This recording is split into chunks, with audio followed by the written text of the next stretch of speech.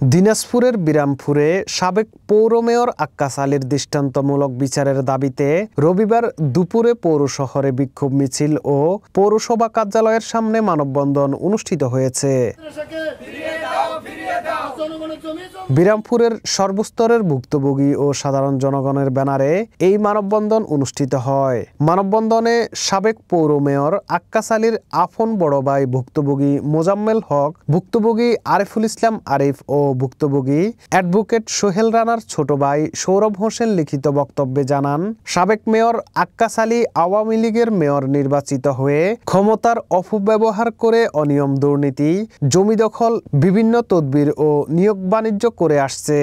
এছাড়াও হোল্ডিং নম্বর প্রদান, হাটবাজার ইজারা, পশু হাটে নিজস্ব লোক দিয়ে অতিরিক্ত অর্থ আদায়, আওয়ামী লীগের লোকজনকে মাস্টার রোলে পৌরসভার চাকরি প্রদান করে কাগজে কলমে লোকবল বেশি দেখিয়ে অর্থ আত্মসাৎ, সোলার প্রকল্পের অর্থ আত্মসাৎ সহ নানা অভিযোগ রয়েছে তার বিরুদ্ধে। সুপ্রিম কোর্টের অ্যাডভোকেট সোহেল রানার নাম ব্যবহার করে অবৈধভাবে বিরামপুর পশুহাট ইজারা নিয়ে অর্থ আত্মসাৎ করেছেন এবং স্থানীয় অনেক ব্যবসায়ীদের কাছ থেকে টাকা নিয়ে তা আর ফেরত দিচ্ছেন না বলে মানববন্ধনে অভিযোগ করেন অনেকে।